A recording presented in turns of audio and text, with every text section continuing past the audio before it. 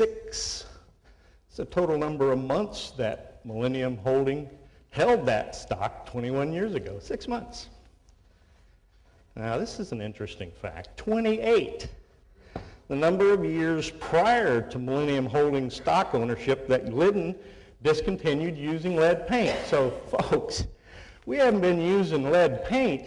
We haven't been putting lead in paint in this country for 50 years. And my client's responsibility is goose egg, because we held the stock of a company for 6 months that had not put lead in paint for 28 years prior to that. 50 years ago, when the government, federal and state, required that you put lead in paint as part of the specifications if you're going to do work for them, 50 years ago, this was going on. My company wasn't involved in it in the least. No witnesses around, nobody here to dig it out, do anything at all about it, and yet here we sit, having been sued for 7 years.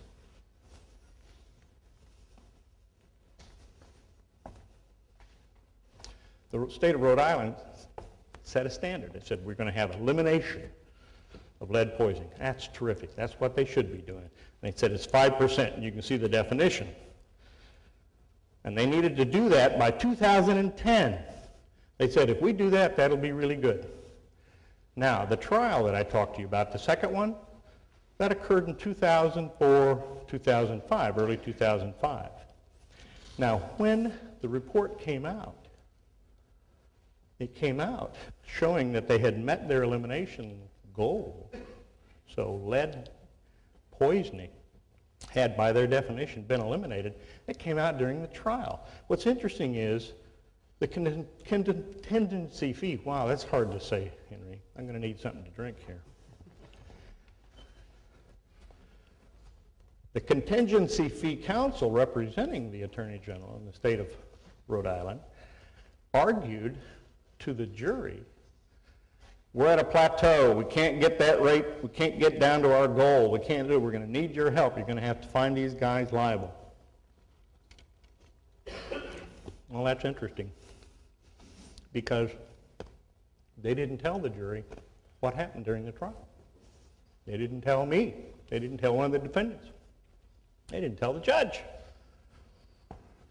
So the jury was prejudiced by a false statement that their rates weren't going down. In fact, they knew they were. 520. That's the total number of new cases under that standard in 2006 they could have and still be meeting their goal. So how many have they had in 2006? 500. So they are continuing down below the 5%. However, they changed the standard. Well, there you go. But what happened to the idea that if that's the standard and you met it, imposing a new standard or a new set of rules or changing the rules on a set of defendants? 50 to 60 million. That's the amount that Rhode Island spent to actually achieve its elimination goal 4 years earlier than they had said they would.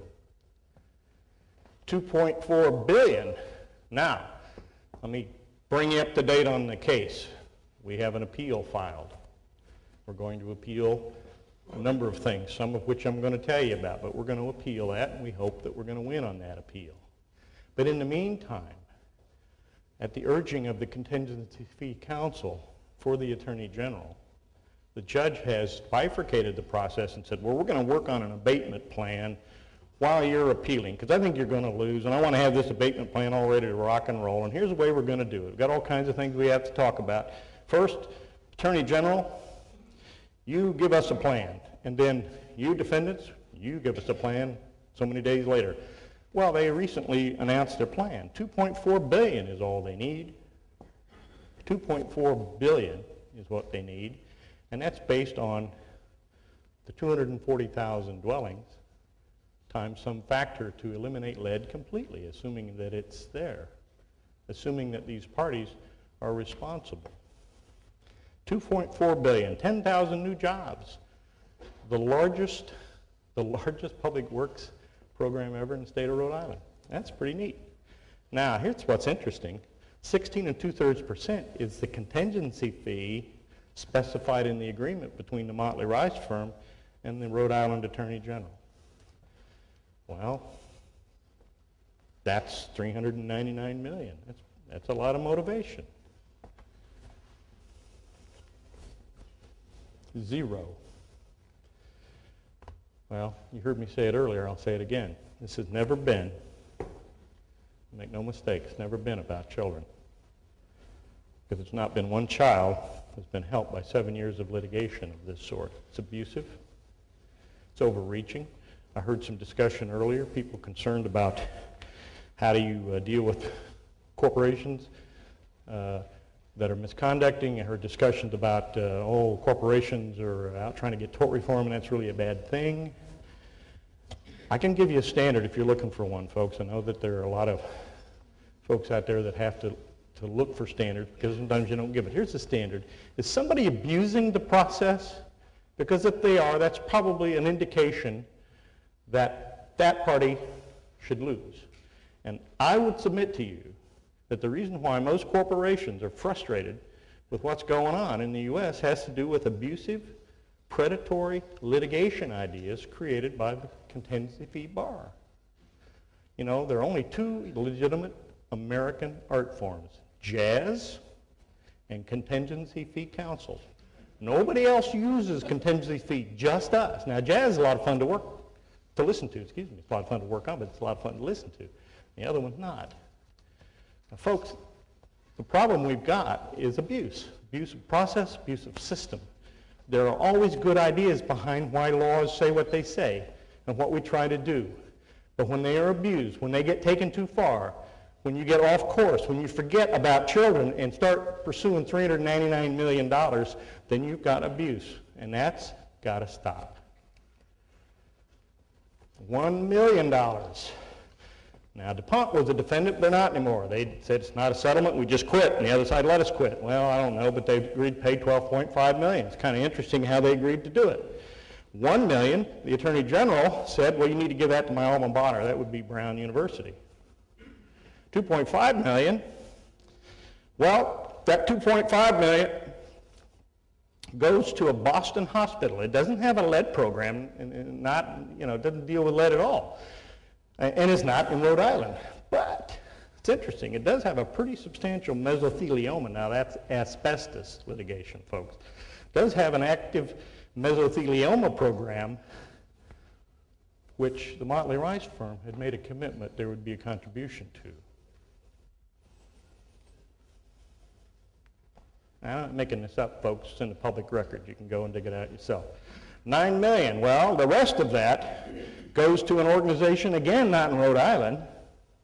Now, I don't know where the authority comes for an attorney general or his contingency fee counsel to let money run across the border of the state. That'll be a good question when somebody's going to ask it one of these days.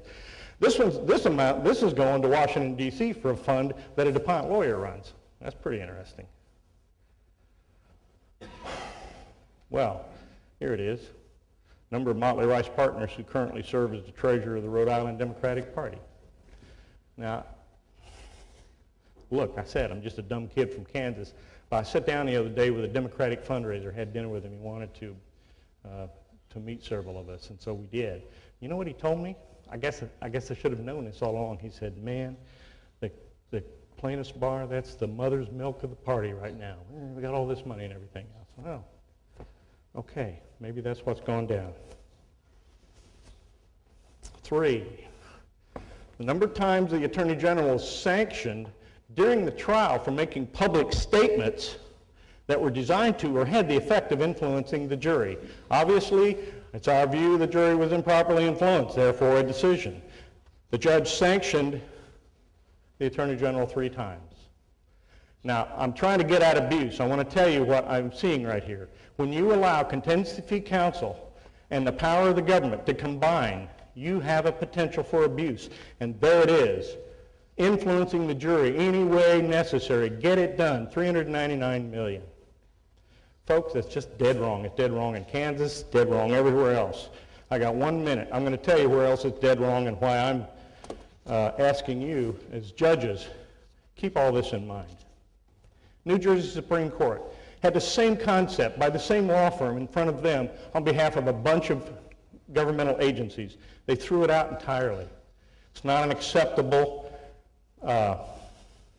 theory of public nuisance. And this is what New Jersey Supreme Court said. If we were to allow this theory to proceed, we would create a monster that would in one gulp devour all of products liability law. The Illinois Supreme Court, similar rejection of this public nuisance theory. Missouri, similar rejection of this public nuisance theory.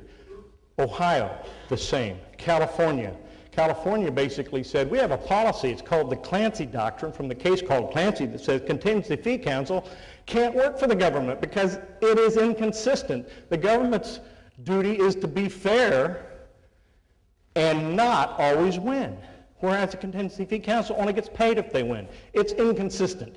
And so they severed it and said, you can have your lawyers, you can pay them hourly, but you can't pay them on a contingency fee. Wisconsin, personal injury cases. I'm going to let Mr. Nyland talk to you about those, but I'll tell you right now, when juries see this for what it is, they reject it. Thank you very much, folks. I think I've gone too long.